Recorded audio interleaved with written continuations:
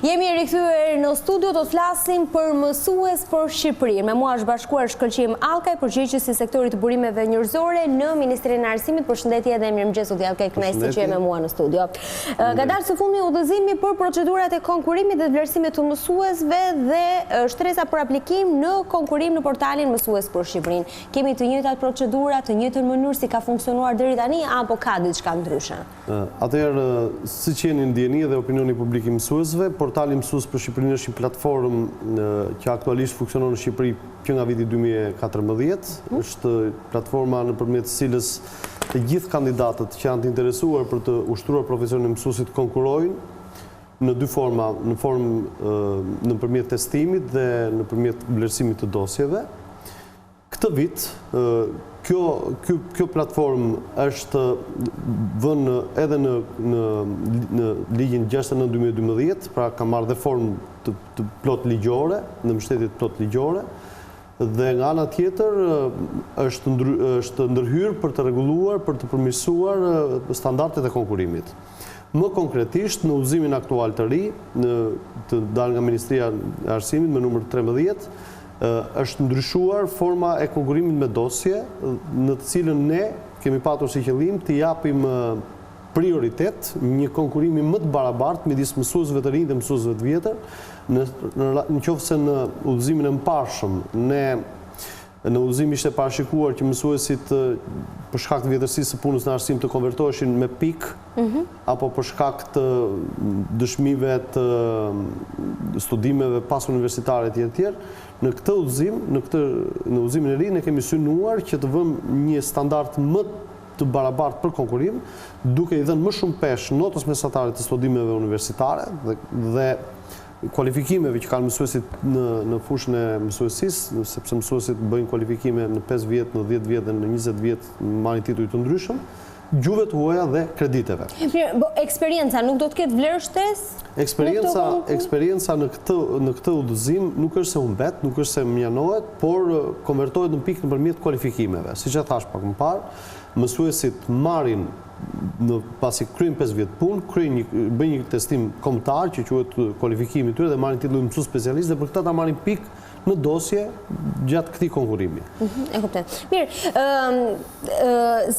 për ata të cilët na ndjekin edhe kjo është për të gjithë ata të cilët janë brenda dhe jashtë sistemit, apo vetëm për mësuesit të cilët janë jashtë sistemit edhe duan të jenë pjesë? Apo dhe ata, për shembull, një mësues i cili është në Fier në Beran dhe dëshiron që të ndryshojë apo të kalojë, apo është në sistemin privat dhe dëshiron të jetë në sistemin publik, kush përfshihet? Kush mund të aplikojë? Në konkurimin e portalit Mësues për Shqipërinë kanë të drejtë të aplikojnë të gjitha kategoritë që ju përmendët. Si aplikohet? Më konkretisht, të gjithë mësuesit që janë pa punë, ose që nuk janë në institucionet arsimore publike, janë privat, siç thonë ju, kanë të drejtë të aplikojnë pranë drejtorive arsimore ku kanë vend banimin. U është lënë në udhëzim e drejta që të përzgjedhin 3 zyra vendore të arsimit parauniversitar. Duhet ta theksojmë një gjë paraprakisht. Aktualisht me riorganizimin e drejtorive arsimore, Shqipëria është organizuar në 4 drejtori rajonale të përgjithshme.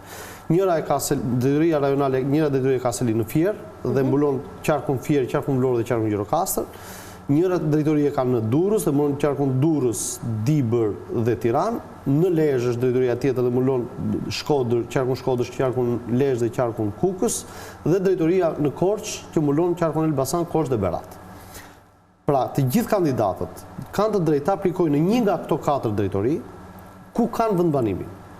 Pavarësisht se janë në punë apo janë pa punë. Sqarimi i dytë. Deri kur kanë kohë për të aplikuar pranë këtyre? Kandidatët kanë kohë deri në datën 5 qershor, por është e rëndësishme të themi këtë gjë. Kandidatët do aplikojnë në qendrën në drejtorinë arsimore ku kanë vendbanim, do dërgojnë dosje. Dosja çfarë përmban? Do t'ua them. Dhe sepse është një detaj shumë i rëndësishëm, dhe brenda dosjes tyre ata kanë një formular ku mund të zgjedhin 3 zyra vendore të arsimit parauniversitar. Pra, pavarësisht se ai aplikon në Fier apo aplikon në Korçë, ai ka të drejtë që kur të bëj aplikimin të thotë dua të konkurroj për zyrën arsimore Elbasan, po themi, për zyrën arsimore Durrës, për zyrën arsimore Tiranë. 3 alternativa pra që 3 të drejta të zgjedhë renditet në 3 lista të ndryshme. Dosja e kandidatëve për konkurim përmban diplomat bashkë me listat e notave, sepse lista e notave konvertohet në pikë të dosjes, përmban kualifikimet, siç ta thash, dhe licencën, gjuhët e huaja të mbrojtura, në universitetin publik ose në testet e njëra ndërkombëtare dhe kreditet që mësuesit kanë detyrim ligjor të trajnohen në çdo vit shkollor me kredite. Mirë, po nëse ju mungon ndonjë nga këto, ata mund të...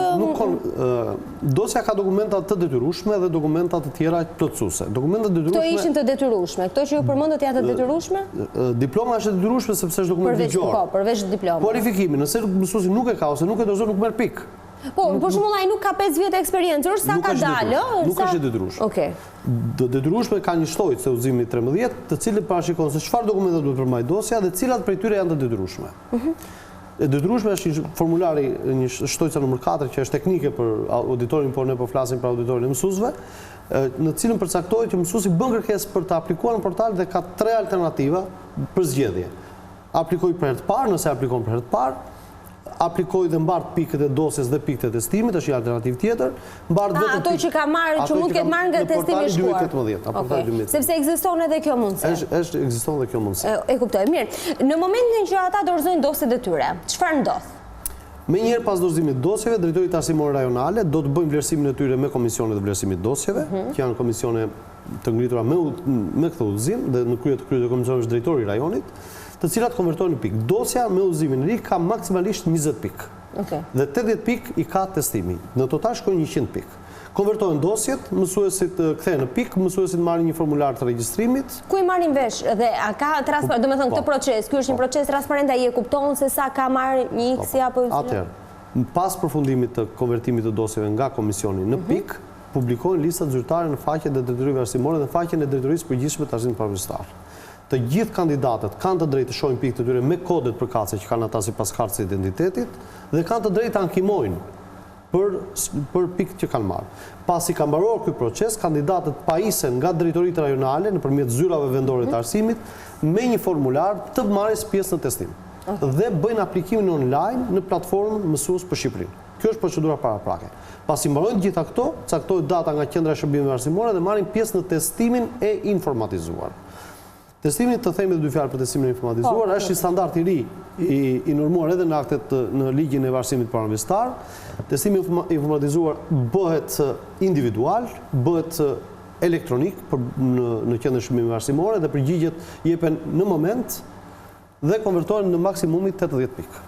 Dua të ndalem edhe njëherë tek pjesa e transparencës, sepse her pas here shohim edhe raste denoncimesh mësues të cilët është deri diku e kuptueshme, nëse ti nuk merr një pozicion që mendon se mund ta marrësh ose nuk futesh në një punë caktuar, akuzon që ka korrupsion brenda sistemit. Ka element transparence që i garantojnë të gjithë kandidatët që këtu ekziston meritokracia? Është një proces që për mendimin tim është një nga proceset më të rëndësishme dhe më të dobishme në raport me transparencën dhe me vendosjen e mësuesve më cilësor tek nxënësit. Në qoftë se do më lini kohë ta sqaroj pak më hollësisht këtë çështje sepse është, si thua, thëmbra e akilit e gjithë kësaj reforme të jashtëzakonshme që po bëhet për emërimin e mësuesve. Atëherë, siç e tham paraprakisht, mësuesit njihen me pikët e dosjes që janë të patjetërsueshme nga askush, sepse janë pikë të formuzuara mbi dosjen e tyre. Nota mesatare nuk ndryshon. Kualifikimi është statik. Ai që e ka, ai që se ka, nuk mund të ndryshojë. Kreditet janë po kështu statike, gjuhët e huaja të mbrojtura janë po kështu statike. Këto 4 komponentë formojnë dosjen. Nga ana tjetër, testimi nuk bëhet më me shkrim. Testimi bëhet prej 2 vitesh, edhe vitin e kaluar, edhe këtë vit, elektronikisht. Bëhet elektronikisht me program të njohur paraprakisht. Mësuesve u jepet program orientues nga Instituti i Zhvillimit të Arsimit, njihen me programin, njihen me fondin e pyetjeve dhe ulen përballë kompjuterit dhe i marrin përgjigjet në moment. Ana tjetër, edhe për pikët e testimit, edhe për pikët e dosjes mësuesit kanë drejtë në ankimimit. Rënditja bëhet publike në bazë të pikëve të fituara dosje plus testim. Bëhet publike, mësuesët rankohen për çdo profil, për çdo zyrë arsimore. Pra një kandidat, siç tham pak më parë, ka të drejtë të aplikojë në 3 zyra arsimore për profilin, po themi, gjuhëletërsi. Ky kandidat renditet në të 3 zyrat me pikët që ai ka fituar. Këto lista janë publike, qoftë në zyrën arsimore, qoftë në drejtorinë e përgjithshme, qoftë në webin zyrtar. Mirë, nëse ai është një pozicion fitues në të 3 këtë drejtori, kush e përcakton më pas se ku do të qëndrojë? Atëherë, nuk mund të flasim pozicion fitues. Të gjithë kandidatët janë fitues. Fitues që kandidatët thërritet sipas renditjes. Njoftimi prapë bëhet elektronik. Është mangur gjithë praktika që të bëhet përmjet njerëzve. Që të shkojnë në përzyrat, të sorollaten, të gjejnë anën. Po pra, sa po krijohet vendi i punës, njoftimi u shkon elektronikisht në adresën e email-it e cila lëgjur. Dhe pasi bien dakord mësues për këtë vend pune, kanë të drejtën që të aksesojnë në portalin Mësues për Shqipërinë dhe të pajisen me një dokument nga portali, me të cilin paraqiten institucion arsimor për të nënshkruar kontratën e punës. Pra, i gjithë praktika që thirret para komisionit, që do të pranojë apo jo, do të bëjnë deklarat, komunikohet me telefon, është shmangur me udhëzimin e ri. Me mësues komunikohet vetëm elektronikisht. Prandaj është shumë e rëndësishme, theksoj, që në plotësimin e dosjes të kenë një adresë emaili të saktë dhe të aksesueshme në çdo kohë, pasi të gjitha njoftimet do të shkojnë atje. Dhe njoftimi u shkon për 24 orë sepse vazhdon radha. Nëse brenda 24 orëve një mësues refuzon ose nuk përgjigjet, kalon tek pjesa tjetër, prandaj është bërë në formën e email-it që mësues të kenë mundësi ta kenë të dokumentuar. Mirë, për një që do të jetë brenda sistemit shumë e rëndësishme është kjo gjë, ndaj duhet ta kontrollojnë gjithkohë. Ishte shumë kënaqësi që ishe këtë mëngjes me mua në 7:05 orë, një ditë sa më të mbar. Edhe shpresoj ta kenë ndjekur sa më shumë mësues kanë mundësi më pas linkun ta ndjekin edhe pas orës 12 në YouTube për të pasur më tepër informacion rreth procesit kaq të rëndësishëm. Faleminderit edhe një herë. Ne do ndalemi në një hapësirë të shkurtër reklamash dhe do të rikthehemi sërish në studio të flasim për të tjera çështje. Për të parë më shumë video të programit tonë, regjistrohuni tani në YouTube.